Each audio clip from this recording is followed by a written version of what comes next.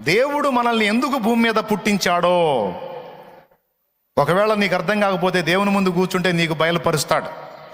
అసలు ఏం సాధించాలి దేవా, నేను నా జన్మను ఎందుకు ఉంచావు, నన్ను ఉనికిలోకి ఎందుకు తెచ్చావు, ఎన్నో మరణకరమైన అపాయాలు నాకు ఎదురైనా చావకుండా నన్ను ఎందుకు బతకనిచ్చావు, నన్ను ఎందుకు ఇంకా బ్రతికిస్తున్నావు, ఏం సాధించాలి నేను, నాకు బయలుపరచవయ్యా అని దేవుని ముందు కూర్చోను.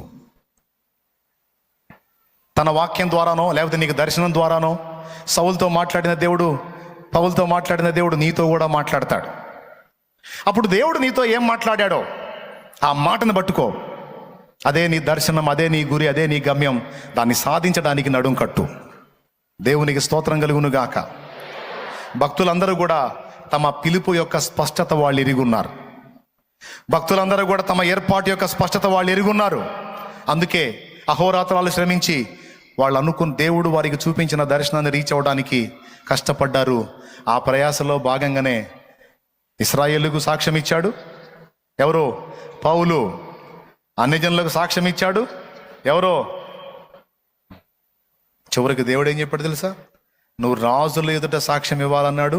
వచ్చి రాజు ముందు నిలబడి ఏ దర్శనం నాకు ఇచ్చాడో ఆ దర్శనానికి నేను అవిధేయుడిని కాక వరుసగా దర్శనాన్ని నెరవేర్చుకుంటా వస్తున్నాను. ఇంకా పూర్తి కాల. నే ముందు కాదు ఇంకొకటి ముందు నిలబడాలి, వాని ముందు కాదు ఇంకొకటి ముందు నిలబడాలి. ఆ తర్వాత ఇంకా నేను నెరవేర్చాల్సినవి కొన్ని ఉన్నాయి.